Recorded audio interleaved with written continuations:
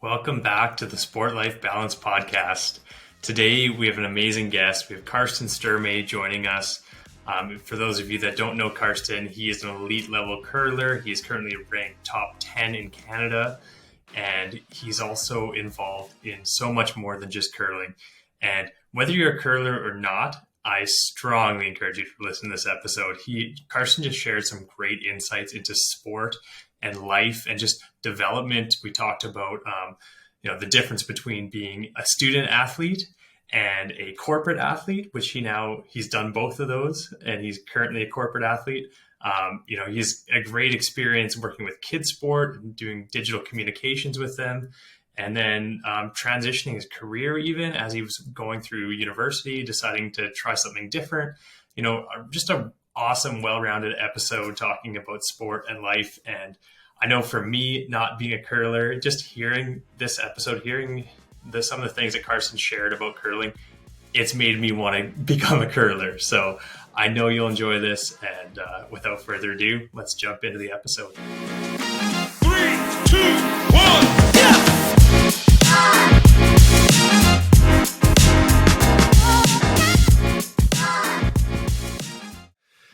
Okay, welcome to the Sport Life Balance Podcast. Karsten Sturmay, excited to have you today, and excited to hear your insights into curling and just share your journey with our audience. Yeah, excited to be here. So thank you for having me on the podcast, Chris, and thank you for, starting this podcast up in the first place. It's really cool. Obviously, I am passionate about sports. I am passionate about kid sports. We can dive into that a little bit later, but thank you for putting on this podcast, and I'm looking forward to catching up on some of the other episodes as well. Yeah, for sure. It's actually kind of a cool story for our audience. Like, I don't know if this would have happened without you, Karsten, because I didn't really know that much about KidSport, and you kind of enlightened me and connected some dots and made some introductions. And, really the podcast is here in part because of you. So that's pretty cool. And now you're on an episode. So I love exactly. that. It's funny how things go full circle. So Totally. Thank you for starting this up, and looking forward to chatting.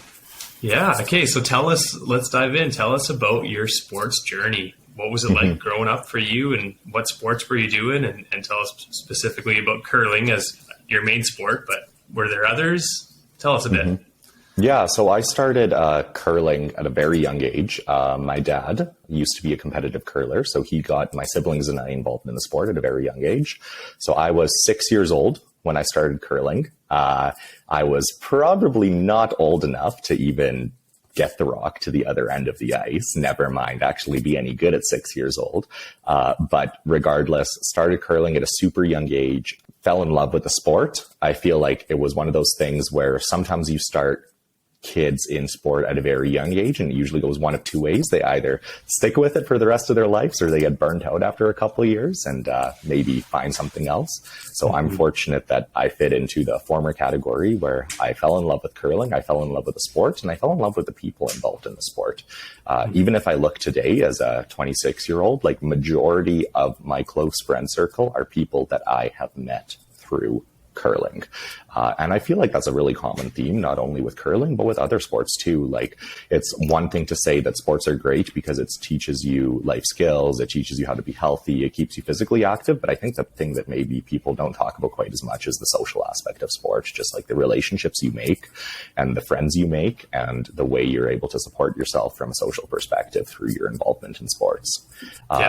So that was a bit of a rambly answer, but yeah, I started curling when I was super young. I played a bunch of other sports growing up, actually. So in junior high and high school, I did cross country, I did track and field, I did a little bit of basketball, even though I was never any good at it. I did badminton. I think I even did volleyball, for example. I did rugby.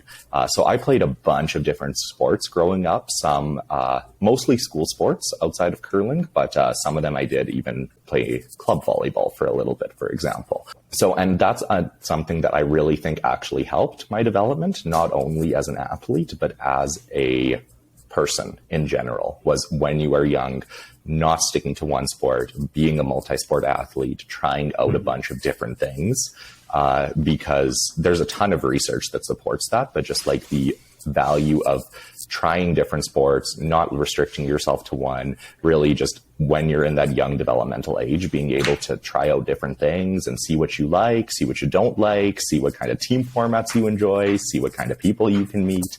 So that really helped me. I honestly don't think that if I was involved in many sports that I'd be the athlete I am today, or the curler I am today, because it taught me so many other skills that you maybe can't learn in isolation in one sport. So for example, volleyball, which was a sport I played for probably 4 or 5 years, it taught me moves at a much different pace than curling. Obviously, volleyball is a much faster paced sport than curling, but it taught me things that I bring forward into curling. In curling, for example, you throw 2 rocks an end, and then you participate in a non-throwing role in the other 6 rocks that end.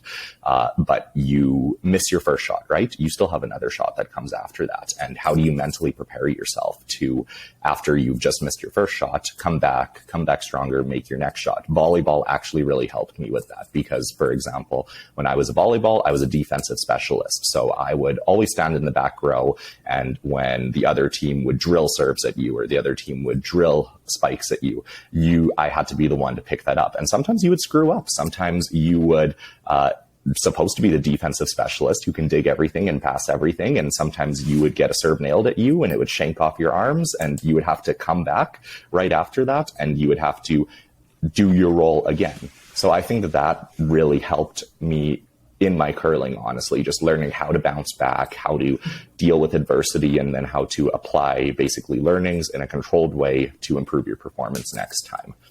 Mm-hmm. So once again, super long answer, but I was involved in a bunch of sports growing up. And I think that really, really, really helped my development. Focusing on the curling side a little bit more, I got quite competitive in curling when I was about a young teenager. So when I was about 13 or 14, competed in Alberta Winter Games, went to a bunch of junior provincials, went to a bunch of juvenile provincials, so U21 and U18 respectively. 2015 was kind of my breakthrough year. So our team managed to win the Alberta Junior Curling Championship, which got us to be Team Alberta at the National U21 Championships. Since then, I've won 3 Alberta Junior Championships. I played for the U of A for 5 years, managed to medal at the national level for every year. We went to the World University Games in 2019. In 2018, we were fortunate enough to win the Canadian University Championships, which got us the right to be Team Canada at the World University Games. I got to cross Siberia, Russia off of my bucket list. The World University Games were in Krasnoyarsk, Russia, literally the capital of Siberia, of all places. So we got to visit that. The World University Games are the second largest multi-sport event behind the Olympics. So we were part of a larger Team Canada delegation. We were put up in an athlete's village. We were decked out in Team Canada gear. We played in an arena that was specially made for the event where we competed in front of 3,000 Russian fans that knew absolutely nothing about curling. So it was just such a cool experience in and of itself.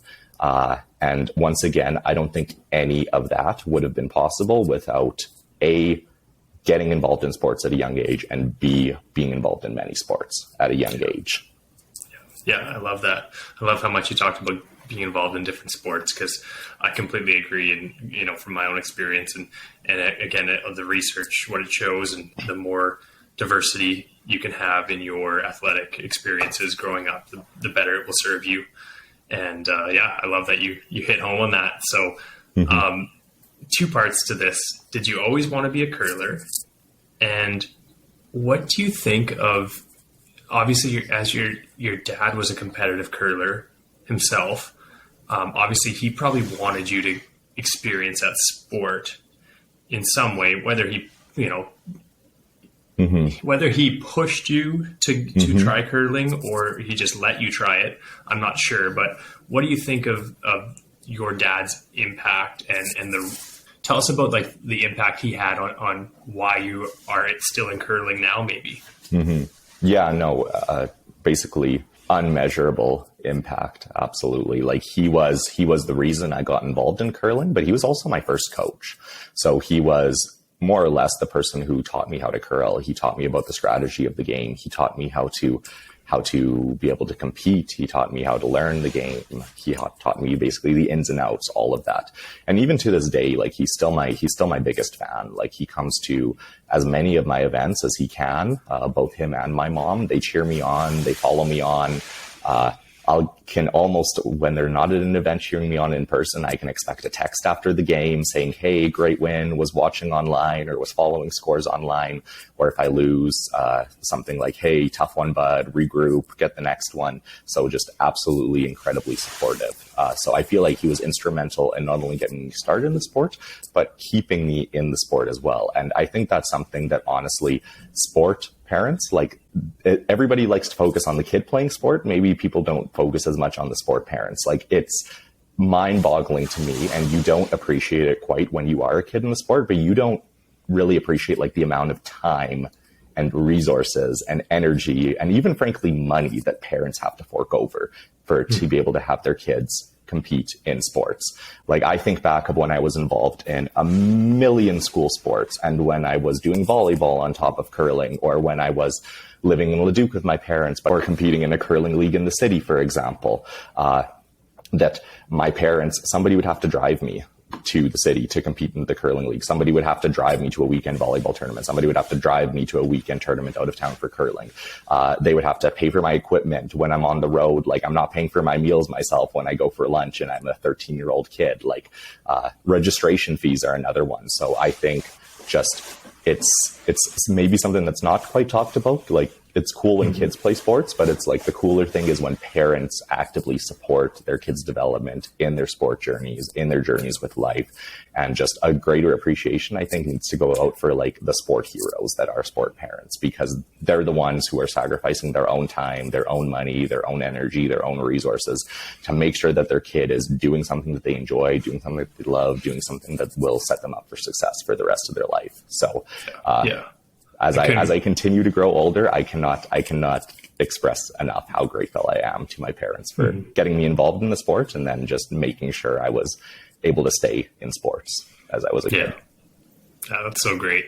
And I couldn't agree more. Like the sacrifice is just immense. And, you know, for most parents, I think it's a very intentional decision to, you know, choose to have their kids involved in sports, or to choose to give them the option to be involved in sports and encouragement to do so. And I think we talk about, maybe I talk about, you know, the impact sports has, and I can easily see as a parent myself, like why I would want my kids to get that experience.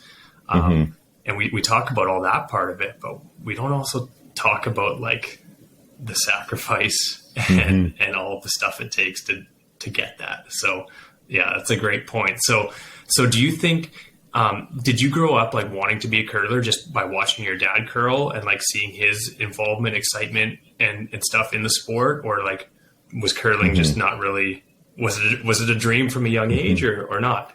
Yeah, it was part and parcel. Like, I feel like my dad's involvement in the sport, like, definitely was, I guess, my first factor. So I remember he would go off and play on Tuesday nights or Wednesday nights with his men's team. And every once in a while, my family would go watch him and play in his men's league. And I would be like, oh, that's so cool. He can make so many more shots than I can. I want to be able to do that one day.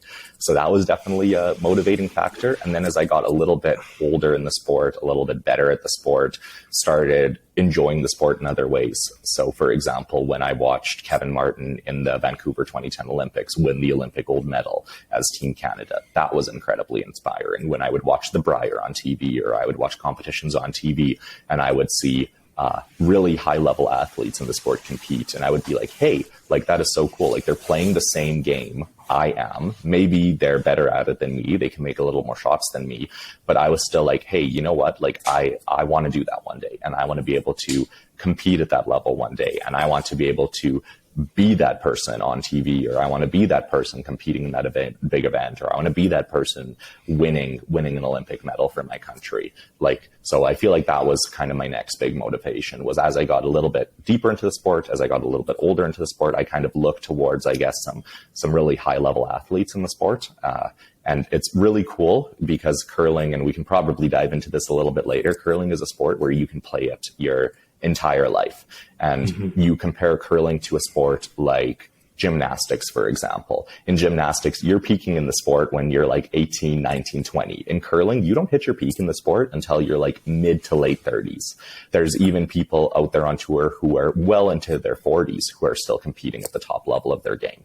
So I think the other really cool thing is being able to, when I was like a 14, 15, 16-year-old kid watching curling on TV, and then I can say that today, like, I'm still playing against some of those people. Like, I've never competed against Kevin Martin, for example, but Brad Gushu. Like, I remember watching him on TV at the Brier when I was a kid, and now I can say, like, I've played against Brad Gushu. I've even beat Brad Gushu once, which is a super cool thing to say.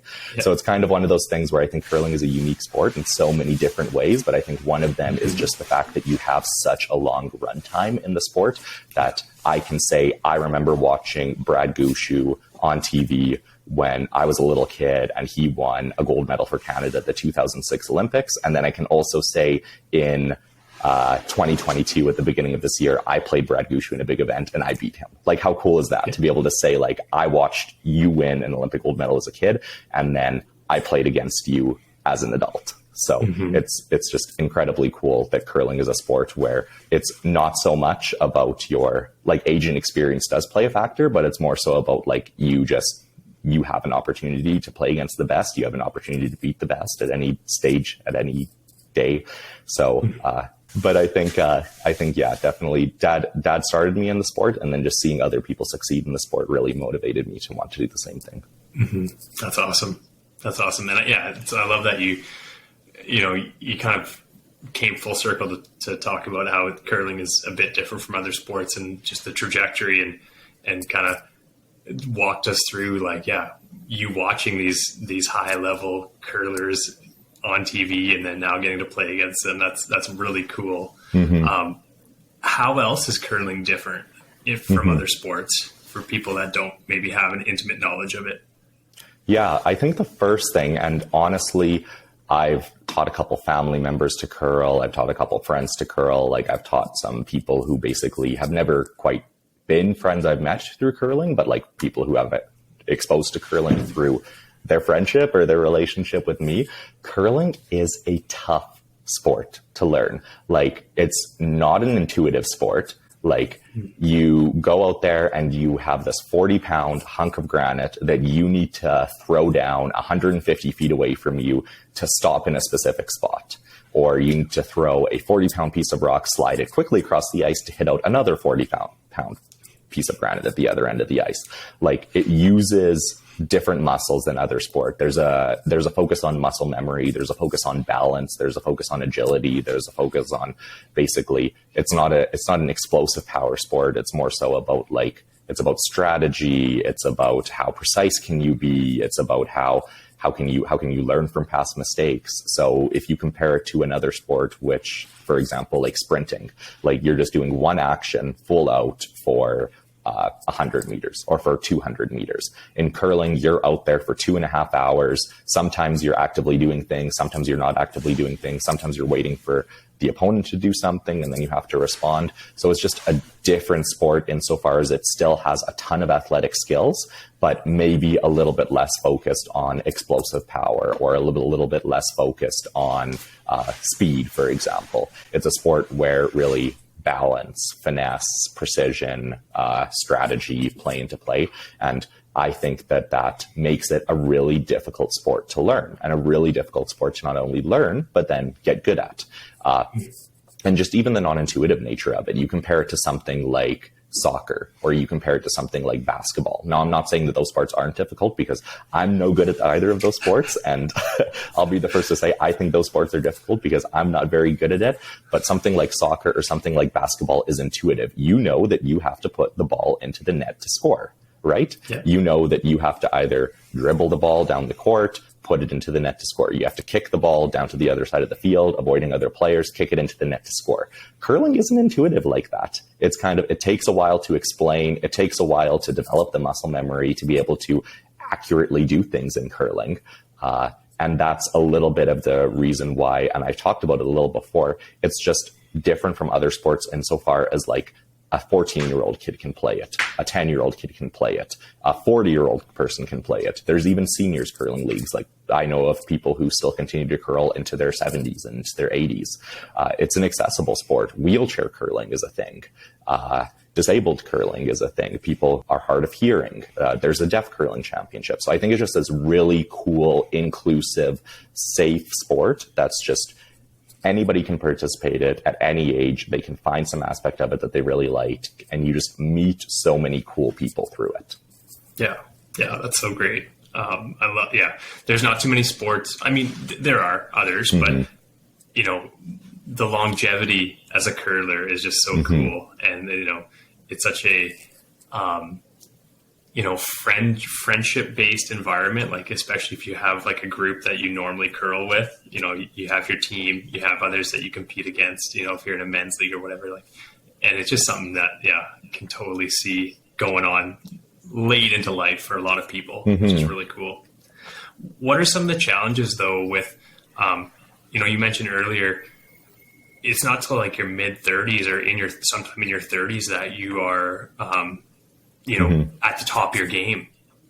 So that must be a challenge, because now how do you stay competitive from the time you're, say, 13 till 33? Like, it's 20 years of competitive curling to try to stay in the sport until you're like at that prime where you could, say, compete at the highest level. That must be tough. That's an excellent question, and it is tough. And it's also a little bit of the model in which curling operates at the high level. So you compare curling to a sport like hockey, for example. Hockey, they have full-time coaches. They have coaches that are paid. They have team managers that are paid. They play in a league. They're getting paid salaries, right? Curling in Canada, even though Canada is the best country to curl in the world, it's not like that. If we as a team want a coach, we have to expect to pay that coach. Like, we have to expect to be able to fundraise as our own team unit. So it just brings into account like a whole other things where you kind of have to make some financial based decisions. So you have to say, okay, if I don't want to reach into my own pocket to pay for my curling season, to pay when I fly to Manitoba, to pay when I enter into this event, to pay if I need a session with a coach, to pay for my training expenses, then you need to find other ways to fund that. So you're either reaching into your own pocket, or you're going out and you're finding sponsors. You're going out and finding supporters who you can align with your team, and they can help fuel you financially on your journey. So that brings into an interesting thing, because once again, you compare it to a sport like hockey. Like, hockey players, no hockey player has to go out and hit the streets and like go around asking businesses to be a sponsor. So it just brings into a whole bunch of team management aspects. When you make decisions, for example, on like who's on your curling team, who's off your curling team, that's all a team driven decision. Like, there's no general manager of Team Sturmay, for example, who says that you 4 people are on this team this year. Like, it's all team based decisions. When you set out your schedule for the year, when you set out what your training regimen is for the year, like, all of that is largely at the team driven level, unless you are in a financial position where you can outsource some of that to a coach or a coordinator role. So it is interesting, because it makes it a lot more difficult, I will say. It makes it a lot more time consuming, and I'll be the first to say that, but it also really helps you in other aspects of your life. So for example, in my job, being able to know that I have coordination skills, that I can plan out an event, that I can plan out a season schedule, that I can approach businesses with a compelling business case for why they should sponsor Team Sturmay. Like, all of those are skills that are transferable to the working world, to the everyday world. So I feel like curling is also a unique sport insofar as you have to be self-contained, you have to manage your own team, you have to manage your own finances, you have to manage your own schedule, and that really helps you become a well-rounded person, not only when it comes to planning your life out, but also when it comes to how that supports you in your career. Wow. That's, I've heard a lot of different about different sports and how they fundraise and how the whole picture works. Like, I don't know that there is another sport like curling in that sense, where, you and your team are responsible for all of it, like from scheduling to hiring a coach or a manager or, fundraising, all of those things. And yeah, like you say, what an opportunity, what a learning opportunity beyond just like the competitive side of the sport, just to learn skills for life. That's really cool. Mm-hmm. And like it is hard. And to, I guess, back to your earlier question about like motivation.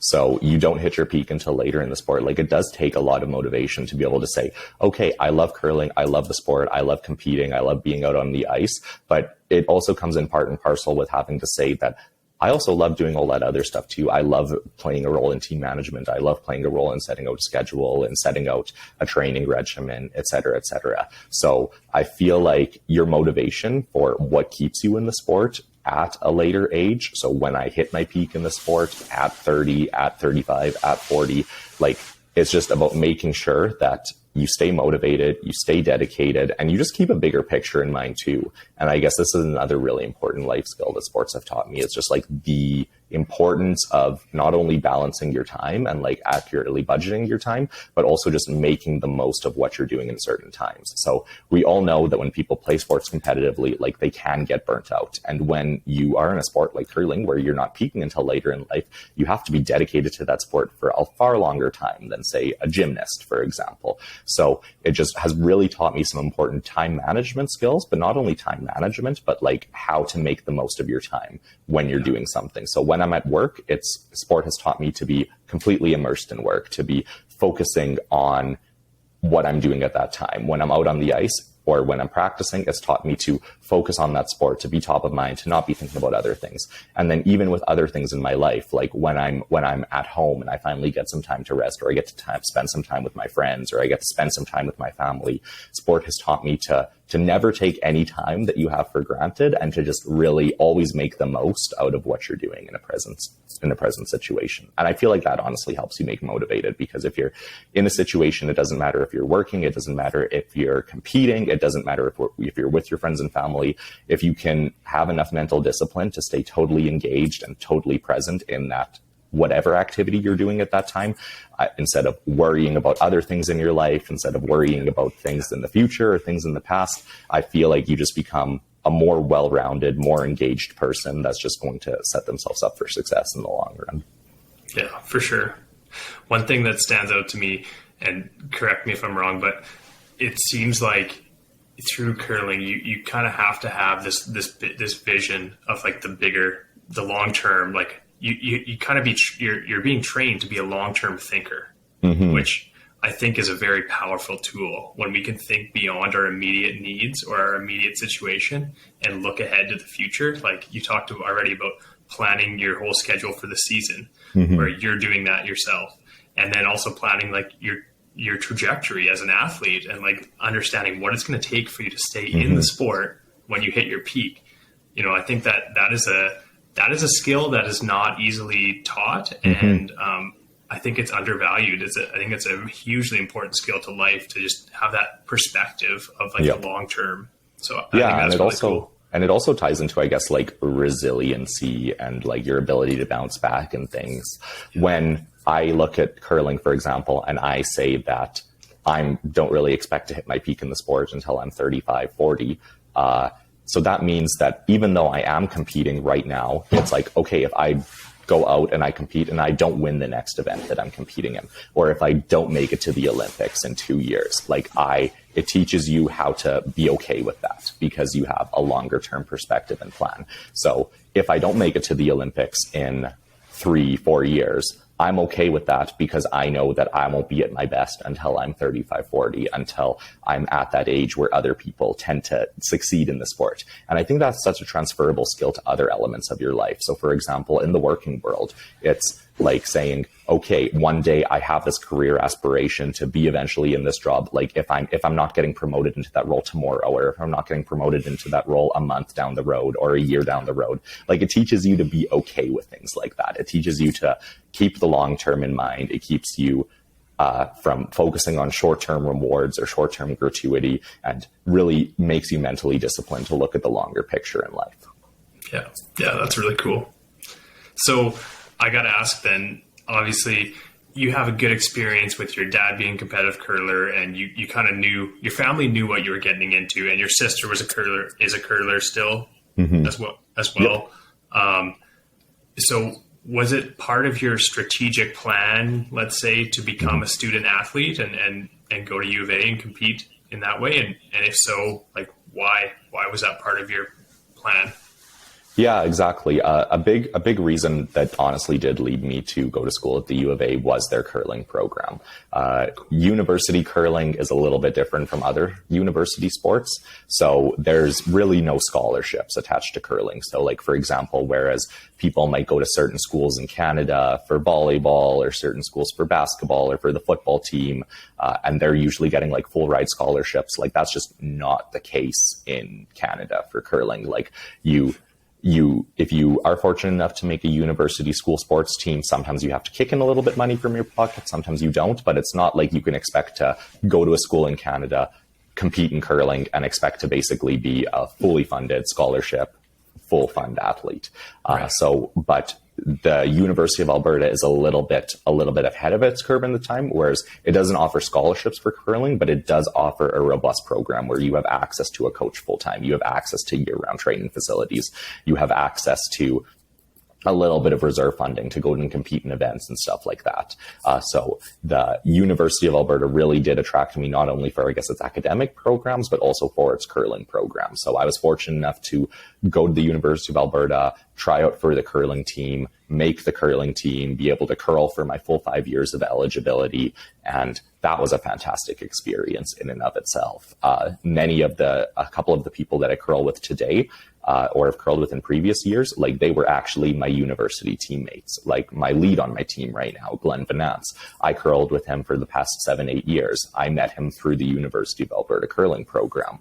So it's helped me build lifelong friendships. It's helped me set me up for success in my sporting career. And it's also just helped me become a more well-rounded person. A lot of those time management skills that I've been talking to, a lot of those balancing skills, like that, it started out for me in university when you had to manage a full course load on top of being a competitive athlete, on top of attempting to have a social life and do all the fun things that university kids do.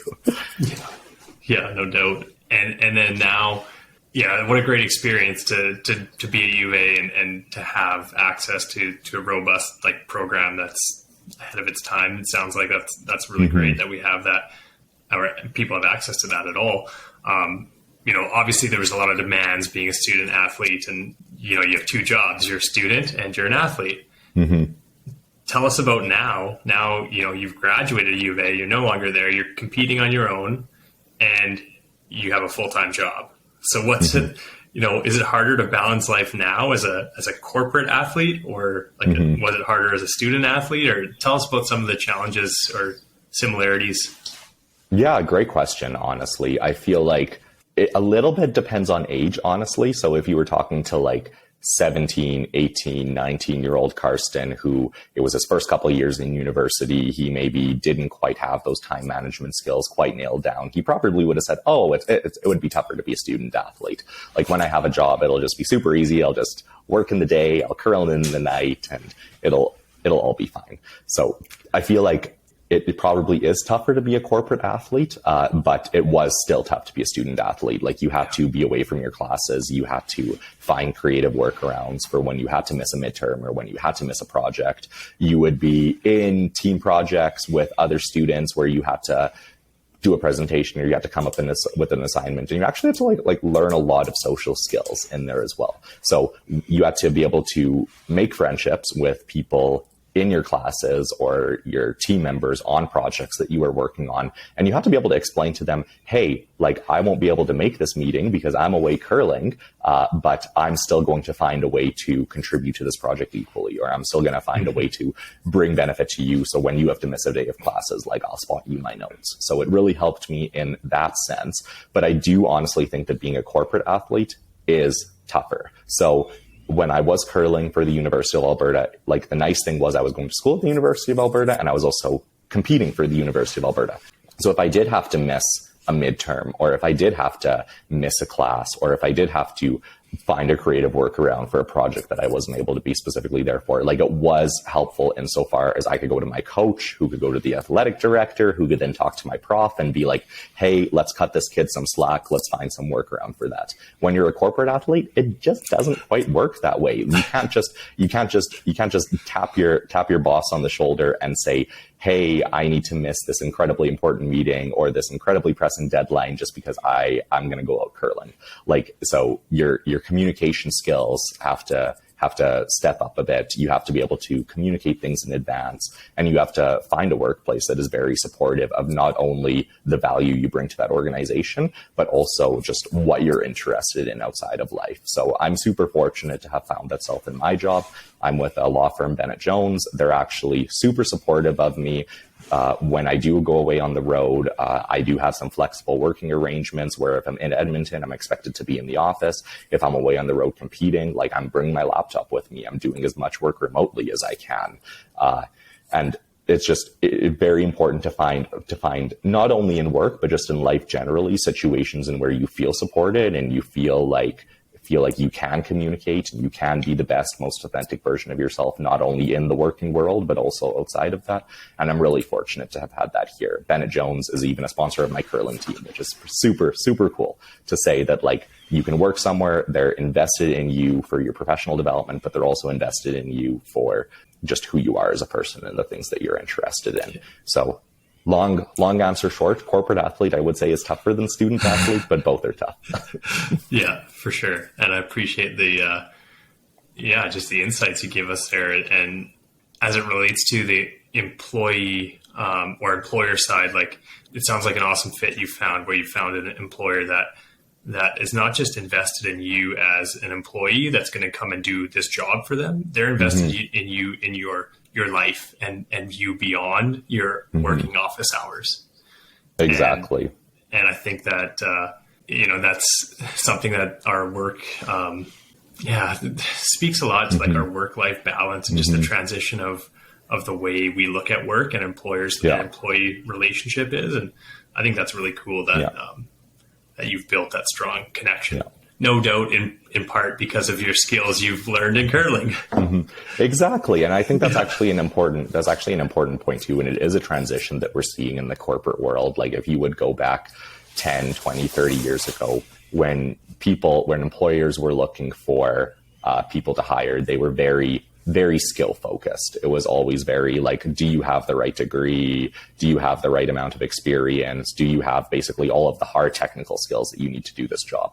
Whereas I see a lot of cutting edge employers, including my own, who are starting to hire for, I guess, the soft skills, the personalities, the personality traits. Whereas you can say, okay, you may not have like the hard skills, the technical knowledge that you will need to succeed in this role, but you do have the soft skills. Like, you have the communication skills, you have the personality, you have the time management skills, you have all of those intangibles. And then we can teach you the hard skills, but as long as you have those soft skills, it will help you in the long run. And I feel like that's a fantastic transition that like our world is just making generally, just starting to hire less so for positions and more so for people, and just being cognizant of the fact that even though you are hiring for positions, you're still hiring a person behind that.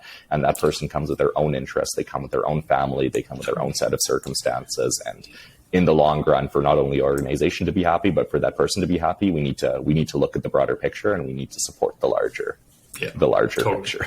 Totally. Yeah. We need to recognize people are people beyond just the job they do, and honor that, and recognize and just place value on that as well. Not just the job that they complete. Exactly. And going back to like the sports side of it too, this was actually an experience I had through when I was working. Well, I still do work for KidSport, but when I had an internship with KidSport Alberta, I remember I was on a meeting where we were meeting with a major Alberta grocery store. So it was a grocery store. They have a number of stores across Canada. We were meeting with their marketing team because their marketing team was fortunate enough to collaborate with us on a fundraising project.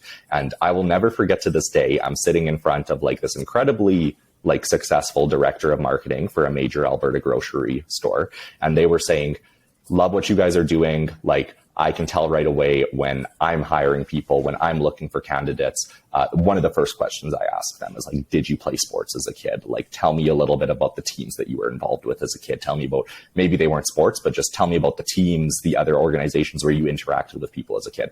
And this very successful director of marketing for a major Alberta grocery store was flat out like, I can tell within the first like 10 to 15 minutes if this person has interacted with other people, if they've either been part of a sports team or if they've either been part of a community organization where they've had to work as a team. And they're like, nobody can fake their way through that kind of question. And she's like, it is such a value add for when I'm able to look at a candidate and I'm able to hire them and they're able to say, I may not have worked with teams in a professional capacity, or I may not have worked with teams in this direct professional capacity before, but I can speak to the years of experience that I've had playing on sports teams or playing in community organizations or participating in community organizations. And she's like, if all else is equal, I will always hire the athlete or the participant in a community organization over the person who might look better on a resume, who doesn't have that well-rounded experience. And that's just something that has like stuck with me to this day.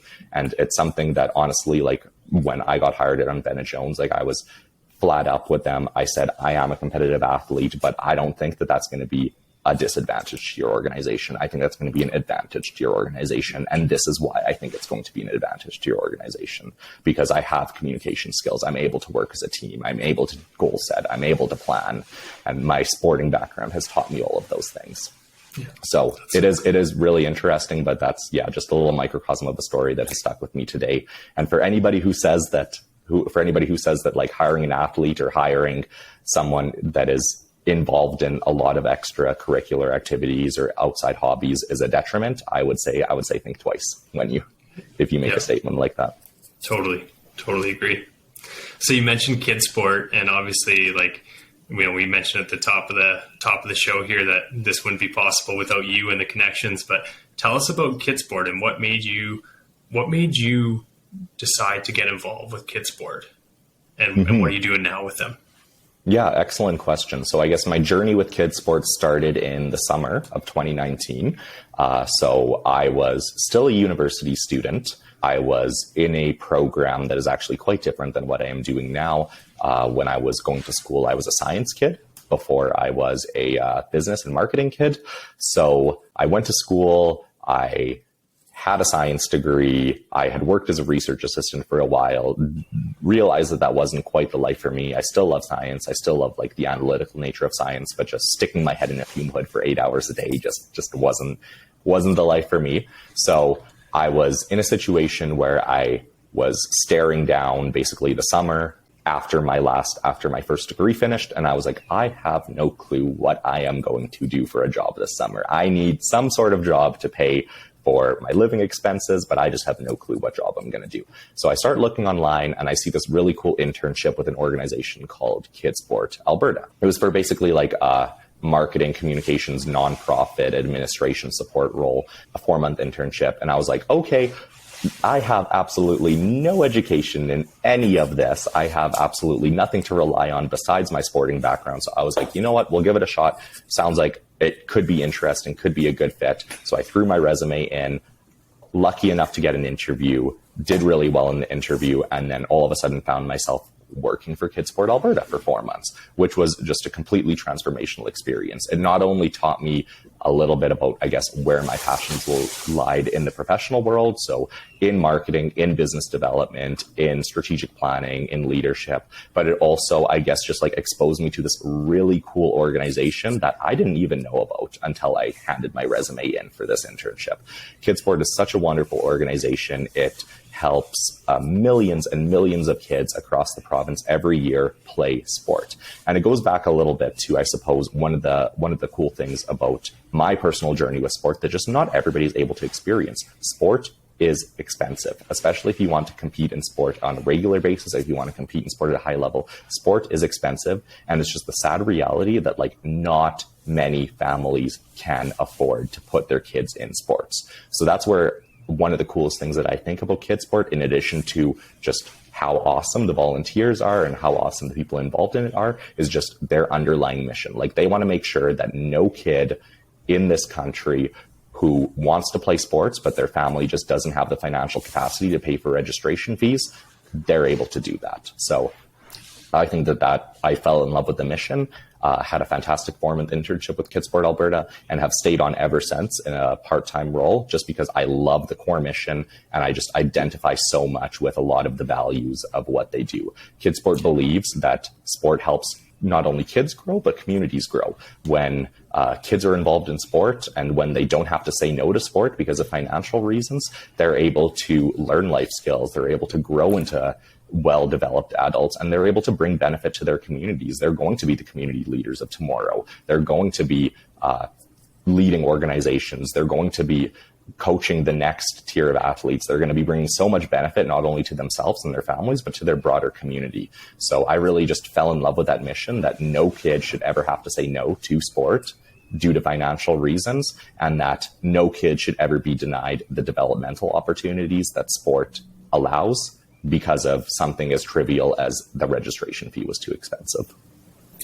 Yeah, that's so cool that, you just kind of stumbled upon it, and now, you're an ambassador for KidSport, and just, you get to share that story and how it relates to you and your experiences and your curling, and connect that to, everything we talked about on this interview.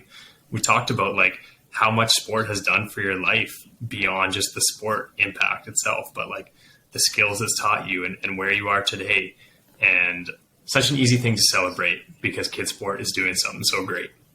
Exactly. And I mean, their impact in communities is profound. So to give you an example, KidSport is a national organization. So I think at the Canadian level, we've helped about 1 million kids play sport since the organization was started in the late 80s.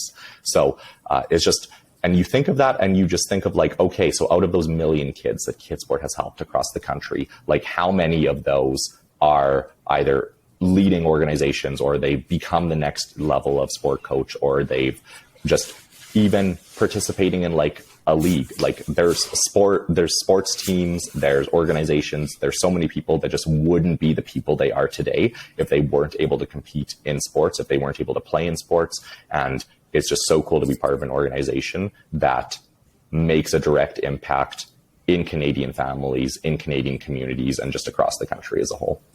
Yeah, so great. Okay, last question. What advice would you give for a family that's wanting to get their kids into curling?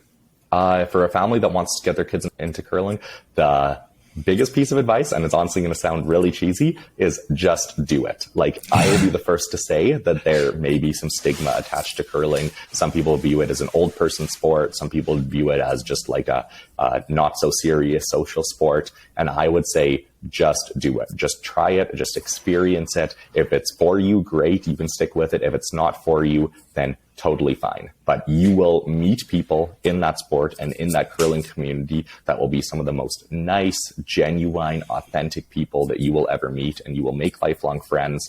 And when you compare it to other sports, especially, like curling is just such I want to say it's one size fits all, but that sounds a little bit too cliche. Like, it's just a sport for everyone. If you can't afford the gross fees that come with hockey registration, or you can't afford the time commitment with your family level to be taking your kid to hockey practice or to ringette practice 4 nights a week, like, curling is just such a beautiful option because you can be as involved with it and as into it as you want to be. Or if you just want to compete recreationally once a week, just go and play a game with your buddies, like, that's fine too.